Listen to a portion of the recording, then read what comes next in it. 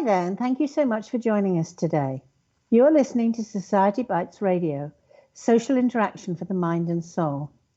It is part of the Radio Ear Network family, and I am your host, Sue Ashby. And this is Over the Edge. We're doing something a little bit different today. I'm going to tell you a little bit about my life and the effect that the death of my mother had on me when I was 13 years old. First of all, I'm going to give you a little bit of a background. And I was born in 54, so it was 67 that it all happened. So we're in a different era to the era that we're in now. Let me tell you a little bit about my mother. My mother had been married before to a Dutch merchant seaman who, as one would perhaps expect in the sort of stereotypical way, had a lady in every port. So my mother decided enough was enough and that marriage was going to be over. And who can blame her for that? It must be very difficult to be in that situation, particularly with a husband that's away all the time.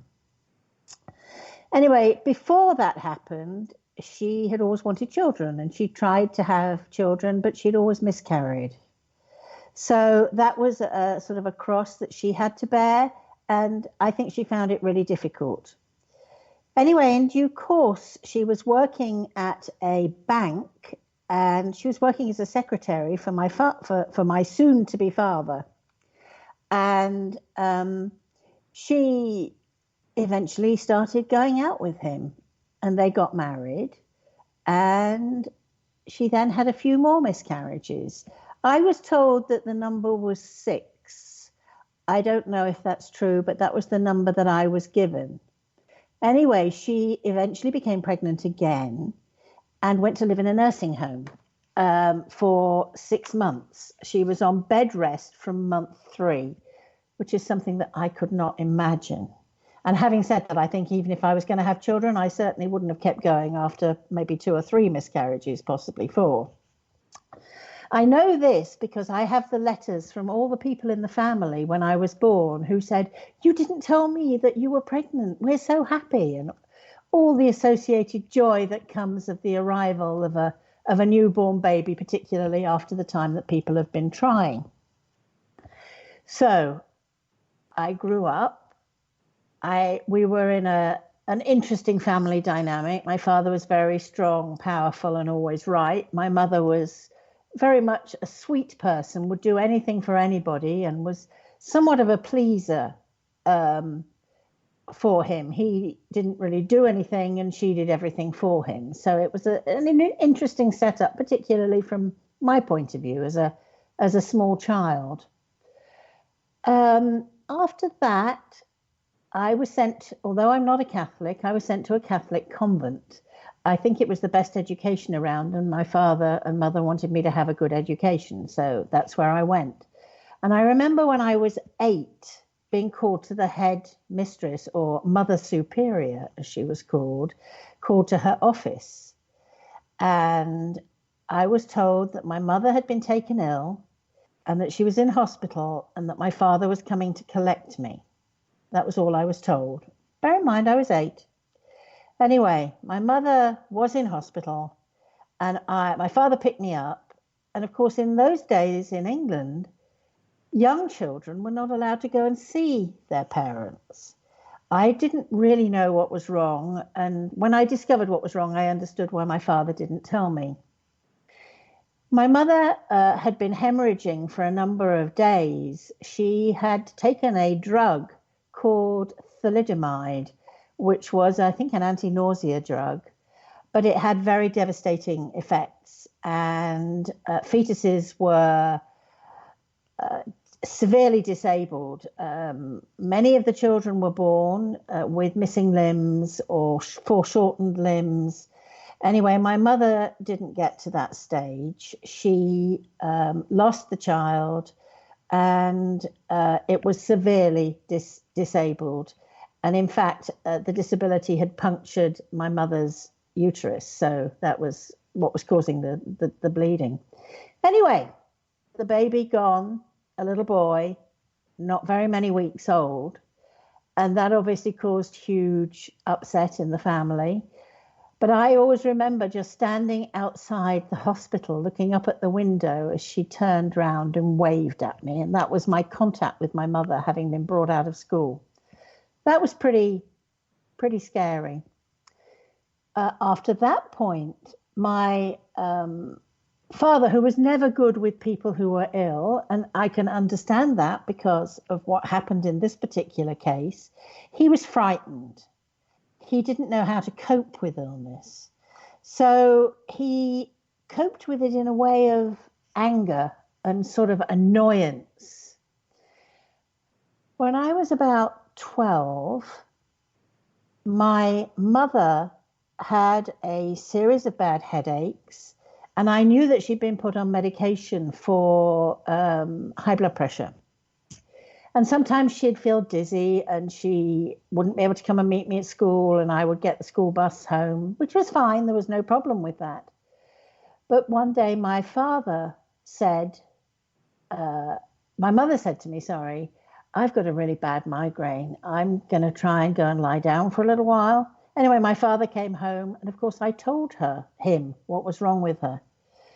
And that caused one of those scenes. Following that, my mother said, if I ever tell you that I'm not feeling well, please do not tell Daddy. And I took that on board. I understood, because I was aware of the arguments when she wasn't feeling well. So I promised myself that however much I wanted to tell him that she wasn't well, I wouldn't do it. Looking back, that was a really, really big mistake. But I couldn't cope with the arguments, and she couldn't cope with them either, which was really more important. Anyway, my father worked for a bank, and he dealt with wills and estates and that side of it, nothing to do with the money. And he was going to what you would call in America a county fair, and what in England we would call an agricultural show. And he asked my mother if she'd like to come and spend the day. And she said, oh, yes, that would be lovely. The morning of the show, she didn't feel well. She didn't look well either, to be honest. And I said, do you need me to tell Daddy? And she went, no, don't tell him. I'll be fine. Nothing wrong. It's just one of those things. Well, I went off to school. And at 4:30, I had the most amazing feeling of shock go through my body. I was actually waiting for the school bus. I got on the bus. I came home. I knew they weren't going to be home early because they were at the show, and the show was an hour and a half away. But I did feel really strange. And I thought, something's happened. I don't know what it is. Anyway, come about 9 o'clock, my grandmother was in the house, so there was somebody there looking after me, theoretically. My father pulled up in the car, and my mother wasn't there. Now, she could have gone to pick up her car from the garage, that she'd had a bump in it and it was due to be collected, but I knew that that wasn't the case. So I opened the door to my father and I looked at him. And I just said to him, it's Mummy, isn't it? And he looked at me and he said, how do you know? He said, I phoned people in the village to make sure that, you were all right and you didn't go anywhere and I needed you at home. And I said, she's dead, isn't she? And he said, yes. And he just broke down into a million pieces. We had her mother living with us. So, and she was in bed. She used to go to bed at 7. So I said, how are we going to tell Grandma?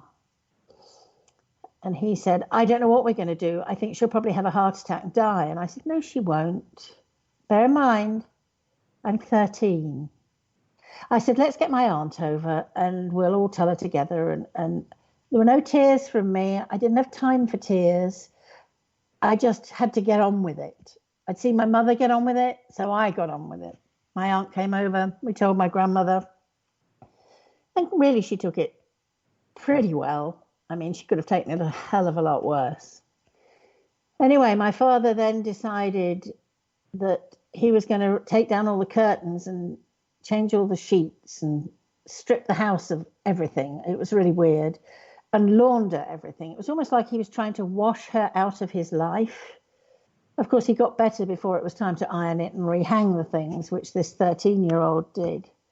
But I guess it was his way of coping, so we have to respect that everybody copes with bereavement in their own way. The only person who didn't get a chance to grieve was me, because now I was looking after my grandmother, my father, who was very, very clever, but was practically not clever at all. He was academically clever. So he couldn't do anything. If he boiled a kettle of water, it would burn. If he changed a plug, electric plug or receptacle or something, as you call them here, he'd electrocute somebody. So he was not good at that sort of thing. So I took over the role of my mother. And because my mother waited on him hand and foot, I waited on him hand and foot. I cleaned his razor every morning. I cleaned his shoes every night. I cut the rose for his buttonhole every morning. And so it went on, and I cooked, and my schoolwork suffered because I just couldn't do everything. And at 13, I really didn't want to. And I wished he would meet somebody. I really didn't mind who it was. It could have been a witch. That's a terrible thing to say, and I know witches don't exist in that way, but I just had enough. I didn't know how to cope anymore. And I'd never grieved the loss of my mother because I'd had no time. Anyway, he started going out with his secretary, another secretary. And they'd already bought theatre tickets for the whole season. And so she came to the theatre, and my mother loved the theatre, my real mother, and I was brought up on the theatre, Shakespeare from 5, it's crazy. And she started coming with us to the theatre. And I remember skipping along with her one day. She'd just bought me something. I think it was a sweater. And I said, "Wouldn't it be wonderful if you married Daddy?" And she looked really shocked. And she said, "Well, we are getting on very well. But although I'm not with my husband and I've been separated from him for 13 years, I never got divorced." I said, "Well, we can take care of that. That's not a problem." Anyway, a year and a month after my mother died, my father remarried his secretary, Joan, another Joan, actually, which was strange. And still, I never, ever had time to grieve. Grieving needs space. And for whatever reason, that space was never available to me. I'd handed over all the responsibilities of looking after my father, my grandmother, who died a few years later. But I never got that space where I could really process what had happened. I felt really guilty because I hadn't reported to my father that she didn't feel well. She actually died walking past her favorite animals. Her favorite farm animals were pigs. And when she collapsed, they brought one of those defibrillating machines, which now, I don't know, is about 8 inches square. Well, this was the side of a truck. This was 1967. My father did say that as soon as he saw her fall, he knew there was nothing they could do. He just knew. And in a way, if you're going to die, that's the way to go, because if she'd survived, she'd have probably had brain damage. And that would have been terrible for her and not the way that she would like to have been at all. She was not dependent on anybody.